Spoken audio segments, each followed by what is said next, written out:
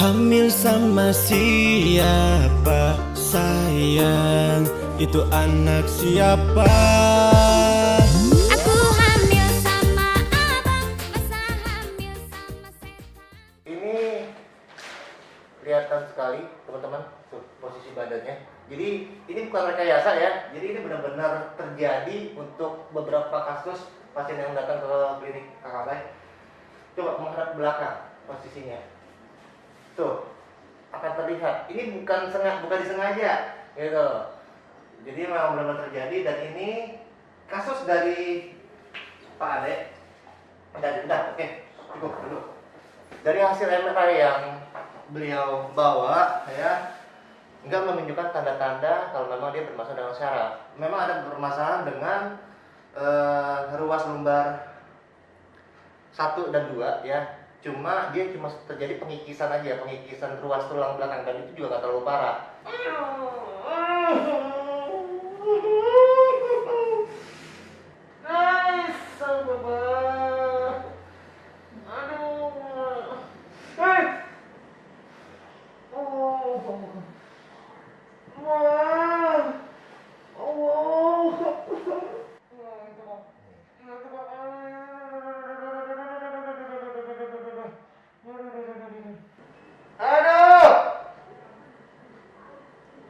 Allahu Akbar.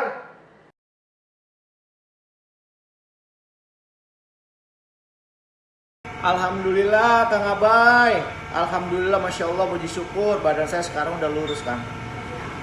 Berkat Kang Abai dan doa dari Allah Subhanahu Wa Taala, badan saya udah lurus. Dulu miring. Nah, Jangan dimiringin. ini badan saya udah lurus banget tuh. Alhamdulillah Kang, puji syukur. Makasih Kang Abai.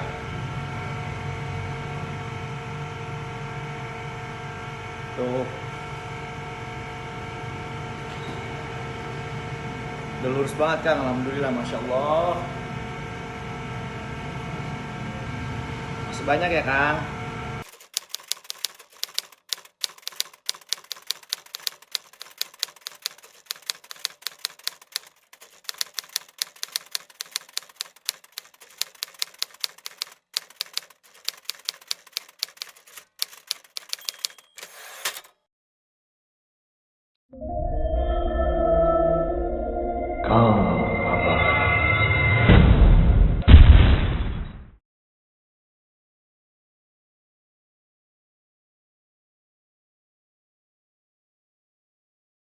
Gerakin kepala ke sini. Ya, coba baru sini.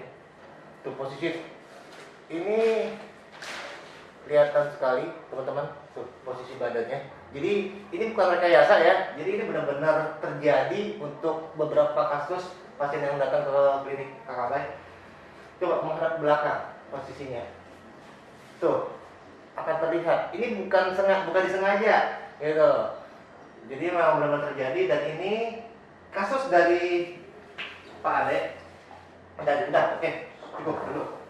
Dari hasil MRI yang beliau bawa, ya, nggak menunjukkan tanda-tanda kalau memang dia bermasalah dengan syaraf. Memang ada permasalahan dengan ruas lumbar 1 dan 2, ya. Cuma dia cuma terjadi pengikisan aja, pengikisan ruas tulang belakang, dan itu juga nggak terlalu parah.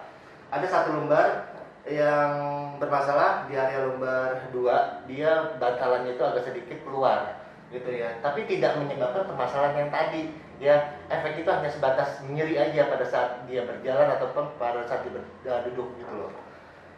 Nanti kita lihat secara detail seperti apa, karena meskipun dengan MRI, ya, jaringan lunak itu nggak akan terlihat, ya. MRI hanya untuk melihat kondisi apakah memang bantalannya bagus atau enggak. Kemudian apakah memang ada permasalahan dengan ruas tulang belakang, dia terjadi pergeseran tulang, itu akan terlihat. Tapi kalau seandainya bantalan, jaringan lunak, ya, seperti kayak otot-otot, itu nggak akan pernah terlihat melalui hasil MRI, gitu ya teman-teman. Jadi meskipun kita MRI dengan biaya yang lumayan mahal, kemarin berapa? 4 juta, ya, 4 juta. Itu tidak bisa mendeskripsikan semua penyakit yang ada di tubuh kita. Jadi ini hanya sebatas medianya aja, ya. Karena secara visual, ya, mata kita nggak akan mungkin bisa melihat kondisi tulang yang ada di bawah kulit, gitu ya. Oke, nanti kita lihat secara detailnya seperti apa, karena permasalahan ini harus dideteksi secara fisik, ya. Diagnosa Kang Abay awal 1, beliau punya permasalahan dengan otot eksternal oblik yang memang sudah mengeras, internal oblik yang memang sudah terjadi akan semacam kayak terjadi radang otot. Kemudian ada permasalahan di bagian iliac costalis lumboris. Pokoknya itu semuanya itu berhubungan dengan otot. Jadi nanti kita lihat apakah permasalahan Pak Ade ini bisa terselesaikan atau enggak ya. Meskipun bukan enggak proses itu nggak secara instan gitu ya. Kemungkinan ya mungkin 1, 2, 3 kali pertemuan kita lihat perkembangannya melalui video. Jadinya apakah memang benar-benar berhasil atau enggak. Oke. Yuk. Kekurangannya nggak apa-apa. Kita lihat rasa sakitnya sampai menjalar ke bagian kaki nggak? Kalau ke kaki nggak, kadang kesemutan. Nah di sini udah ngebok Agak bang. Jalan masih tetap kuat atau memang udah ada otot melemah? kalau jalan sekuat saya. Sekuat. Karena saya kalau saya bangun, nah saya bangun gini nih. Iya. Nanti kalau kondisi cadangan gini, langsung saya goyangin kayak gini. Terus? Kita goyangin baru udah jalan lama. Tapi kalau saya kondisi kayak gini, saya tuh jalan tuh nggak enak. Terus kalau saya gini dulu, nah baru saya bisa jalan. Dengan berpikir itu lurus, padahal sih enggak. Coba, harus ada. Coba dibuat lurus. No, itu masih lurus. Belakangan itu masih lurus kan, tapi masih tetap bengkok. Melengkung. Gitu. Ini dibuktikan dari video. Tapi ini pun juga nggak bertahan lama. Tentunya nanti tiba-tiba secara otomatis tubuh akan balik lagi ke posisi yang tadi. Gitu. Ya. Kategori ini udah berapa lama miringnya? Miring ini sih, kalau untuk miring yang udah patah kayak gini sih, udah jalan kira-kira 6 bulan 7 bulan lah. 6 bulan 7 bulan. Iya. Gitu, nanti kita lihat permasalahannya. Apakah memang ada pergeseran di bagian tulang pelvik atau memang ada salah satu terus dia terrotasi, tapi secara struktur garis ini dia nggak ada, tapi di sini ini kencang banget teman-teman, ya. Ini di bagian iliac costalis lumboris namanya. Tapi masuk ke bagian sekitar sini, ini namanya eksternal oblik, ya, otot perut samping. Kemudian permasalahan yang utamanya juga dia ada di bagian sekitar sini, ya, di bagian pusar. Ini namanya otot PSOAS, ya. PSOAS itu ada 2, major sama minor. Jadi nanti kita lihat. Saat ini bersin sakit nggak? Bersin, kalau bersin enggak. Saat ini belum bermasalah dengan bersin. Kalau soalnya bersin batuk sakit banget, itu nanti ada lagi permasalahan lebih lanjut. Oke. Ya, sekarang kita tenggelam. Kita lihat secara detail permasalahannya apa. Ya kan penyanyi ini. Penyanyi. Oh, Oh, iya maksudnya. nyanyinya? Hah? Nyanyi rock? Enggak. Kita dangdut sih ya. Dulu. Jadi kalau udah punya sinyal gitu kan. Ya di dunia entertain dia udah punya nama. Kayak gitu. Ade Perlan. Pengobatan ke dokter, udah. Ke dokter umum belum pasti udah. Ke dokter syaraf udah. Ke fisioterapi udah belum? Udah. Berapa paket? Ambil waktu itu berapa kali? 10 kan? 10 kali pertemuan. Iya. 10 paketan. Terus hasilnya gimana? Ya, hasilnya kan. Nggak ada hasilnya. Obat-obatan diminum terus karena mengurangi rasa sakit ya. Iya benar. Akupunktur Paling di obat-obatan itu aja yang apa? Sinset pernah ya? Kesinset. sensei udah. Sinset. Diurut-urut juga udah. Iya udah.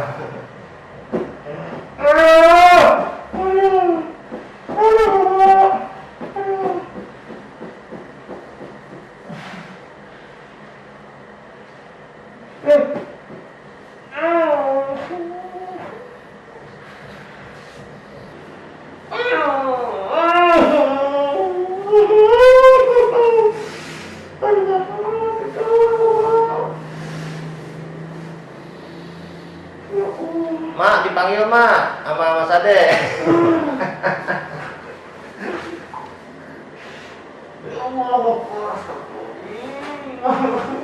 Terus maju mentok ke Iya. Munduran lagi ya.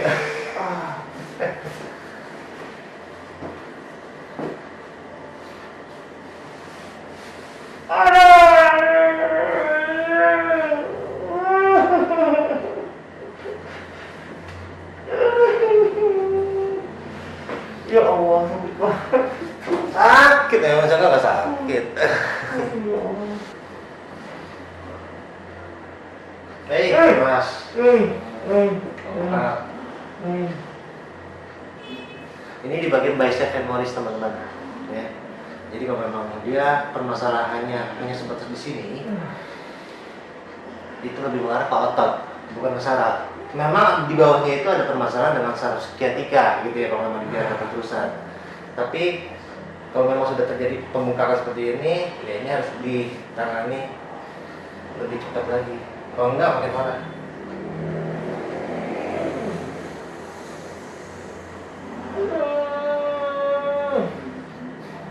Nice, Bapak. Aduh. Hei.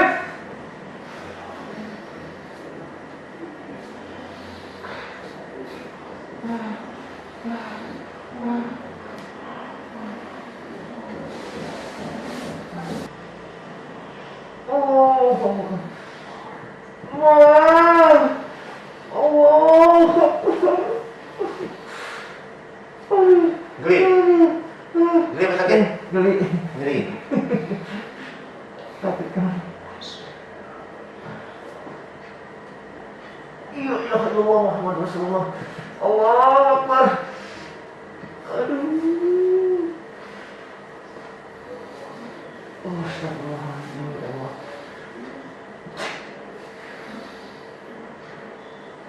Ya Allah.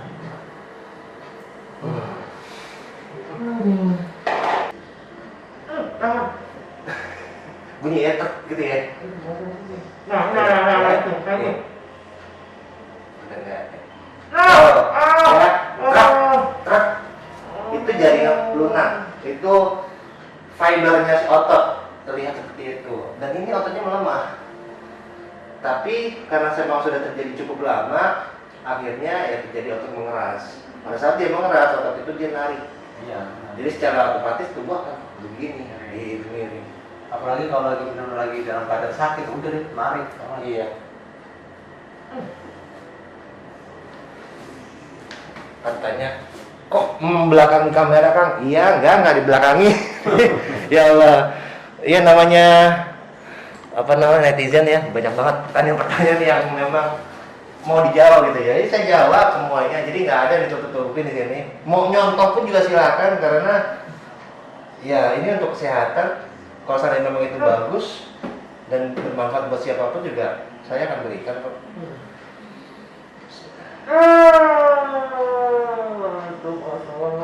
Astagfirullahaladzim, ya Allah.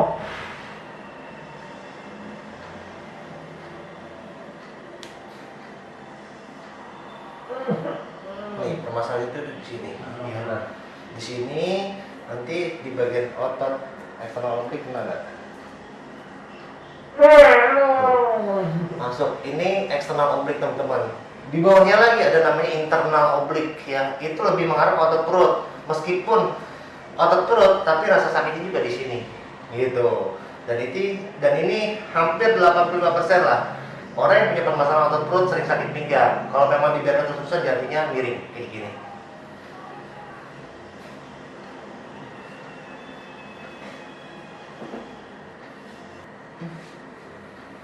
Ini udah berapa teman aja? Ke dokter? Jangan ceritanya Bang. Banyak ya, nggak sampai itu ya. Tapi ada Ada nggak? ahli saraf juga. Ada nggak yang mendiagnosa seperti saya otot perut? Nggak ada. Ada. Nggak ada. Nggak ada. Nanti kita buktikan aja kalau memang ya insya Allah cepet ya. Amin ya Seperti Allah. ininya ya bermanfaat juga kan buat Mas Ade juga gitu kan, bisa terus berkarya, terus Amin. apa yang saya katakan juga itu bisa menjadi pegangan saya juga kalau memang ini permasalahan lebih mengarah ke otot perut gitu.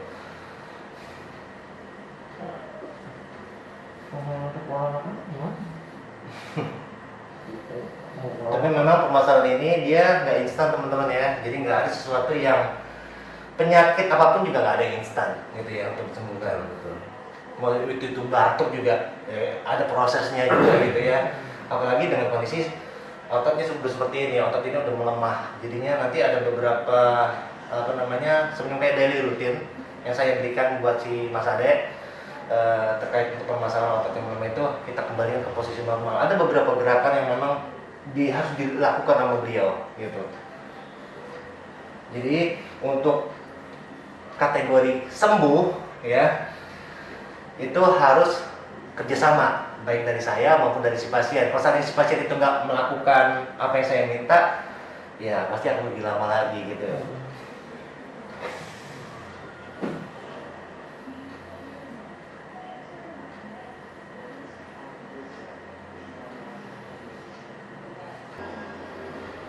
Ini yang saya ambil di bagian gluteus group ya teman-teman. Ada namanya gluteus maximus.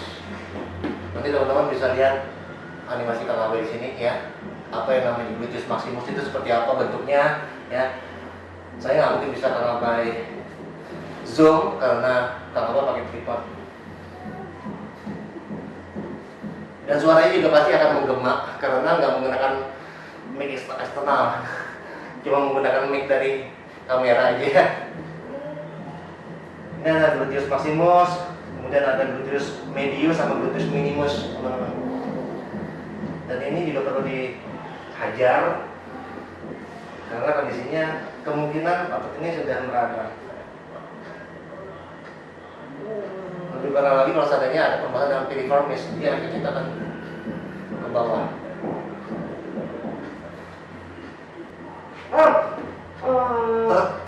Nyetrum. Tukang apa tahu kan sakit di situ kan? Oh tangan saya yang jalan, saya nggak tahu. Tangan saya ngikutin halusnya aja. Tuh. Tapi nanti pas adanya terjadi kayak meriang termalam atau kayak orang Jawa itu berarti jarang gitu ya. Jangan kaget. Soalnya jaringan saya ambil cukup dalam. Minum obat ya? Nggak apa. Masih tetap terus minum obat ya? Berapa lama? Kalau untuk obatnya nanti tadi sih yang sebulan kemarin tadi kan? Oh, bukan udah bernahan ya? Enggak. Dulu sih minum obat kalau pada saya jaringan doang sakit, kadang-kadang sampai seminggu baru sekali gitu kan. Iya. Nih satu hal buat teman-teman semua. Kalau seandainya teman-teman selama ini selalu mengkonsumsi obat dan berharap bisa sembuh dengan obat, ya kita buktikan aja udah berapa tahun teman-teman minum gitu ya. Ada nggak kesembuhan yang memang teman-teman rasakan?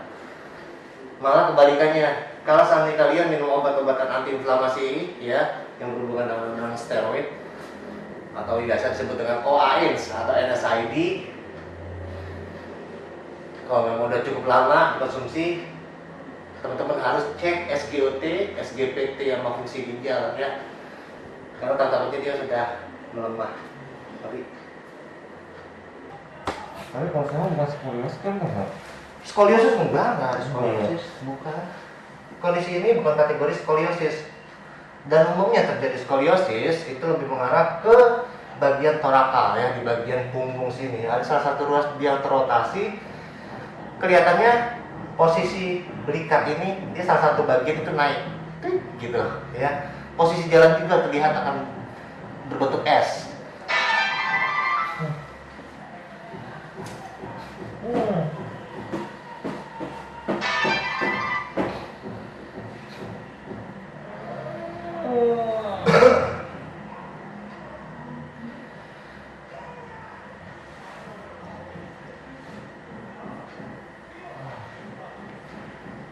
Sakit motornya, terus kan di sini nggak jalan.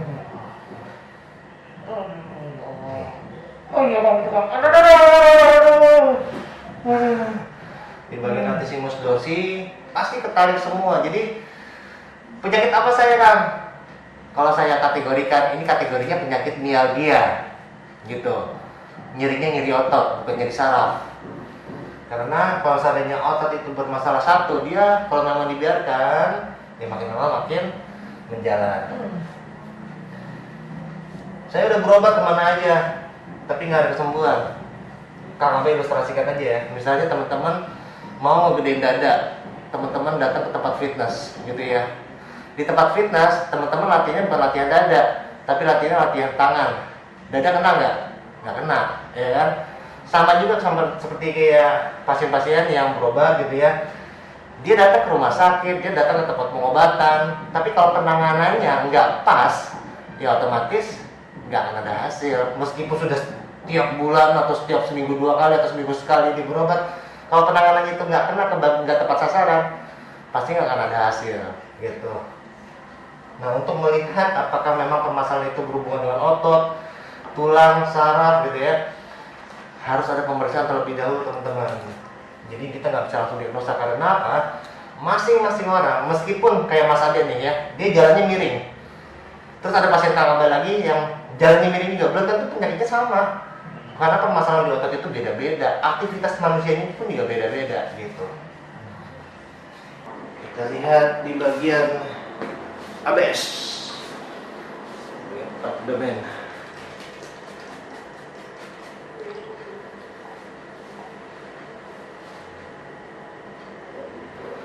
Ini di sekitar sini namanya tadi saya pernah bilang permasalahan di bagian otot PSOS. Kita lihat.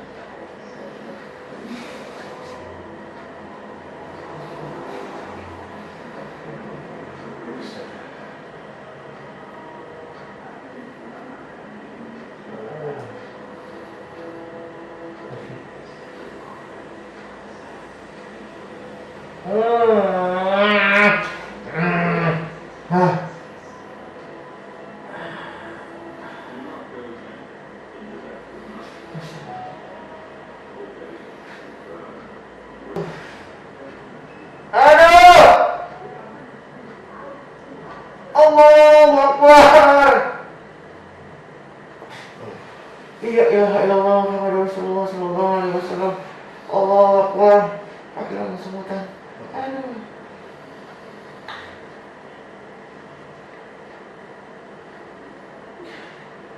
Aduh, Kang Abe, ini kasih aduh.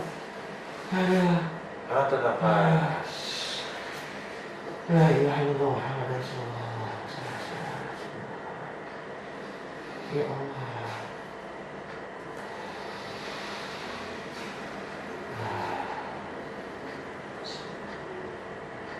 Aduh.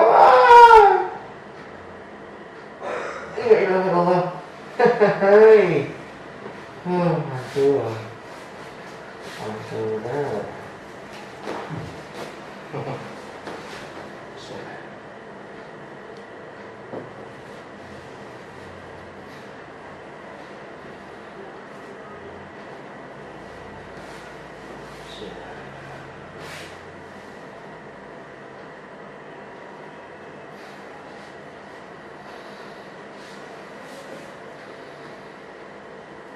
Ya, au.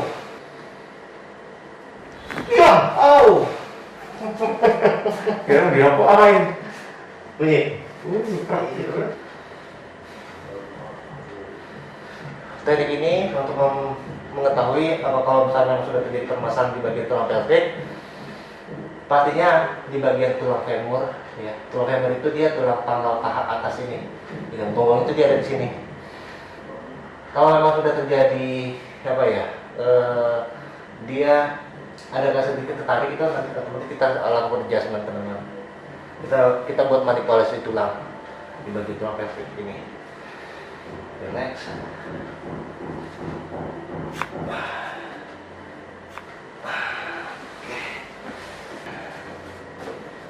Kalau di posisi duduk ini kan, kepalanya saya duduk ini, ketarik. Tarik kan, Pak. Tarik langsung satu, luas tulang.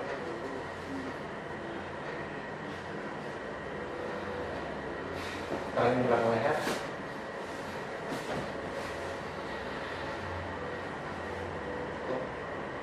Relax.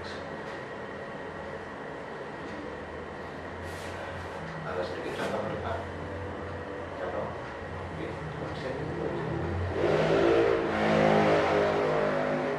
relax. Relax. Relax. Sudah.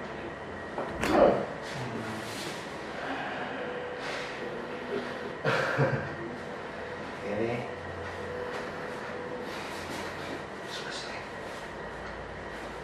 ya cuma besar ya, ya bergeser gitu ya.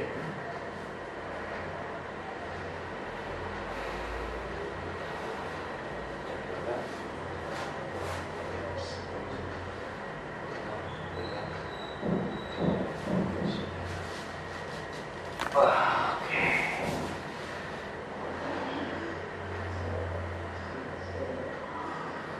Ini karena ini udah terjadi pemungkapan ya.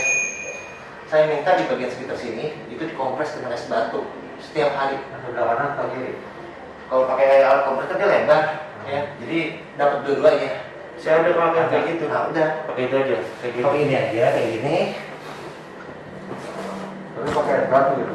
Iya, jadi teman-teman ya, untuk teman-teman yang punya permasalahan otot, media ini adalah media yang wajib ya dimiliki karena ini sangat bermanfaat untuk permasalahan otot. Jadi ini harganya nggak mahal ya, kalau di apotek harganya 30 ribuan, kalau di online itu harganya 15 ribuan, murah ya. Ini kita gunakan sebagai alat kompres. Ini bolongannya kita masukin air, tapi nggak usah penuh-penuh, setengah aja atau seperempat lah segini ya, segini masukin air, taruh di dalam kulkas dengan posisi rata seperti ini. Nanti dia jadi beku ya dengan posisi flat seperti ini. Nah kalau udah jadi es batu, teman-teman tinggal kompres di bagian yang bermasalah. Misalkan kayak nyamannya di mana, di punggung atau di bagian pinggang, kompres di situ ya, kompres di sini. Seberapa lama teman-teman kompres? Masing-masing orang itu punya daya tahan beda-beda. Jadinya kalau memang udah merasa nggak kuat karena efek dinginnya, dilepas atau diangkat. Gitu. Kalau udah normal lagi, kompres lagi. Boleh dilakukan setengah jam, boleh, nggak apa-apa. Sehari, cukup sekali sehari. Ini gunanya untuk mengurangi terjadi pembengkakan yang memang sudah terjadi. Otot yang kaku, bengkak, lebam, biru, nyut-nyutan, nyeri sendi itu efektif dengan menggunakan es ya sebagai media alat kompres. Pernah lihat ini nggak? Petinju? Iya. Bonyok kalau dipukulin, pakai apa? Pakai es batu kan? Sama. Gitu. Pokoknya berhubungan dengan otot, sendi, itu es lebih efektif. Iya, karena saya pemain bola juga tuh di kompresnya. Iya, itu dia. Jadi nanti dikompres itu untuk mengurangi terjadi pembengkakan yang memang sudah menggak gini. Kalau saya punya di rumah kan ada alat yang ultraviolet yang senter. Boleh ya, itu sinar infrared itu boleh digunakan boleh juga gitu. Tapi lebih efektif ini sih saya bilang ya.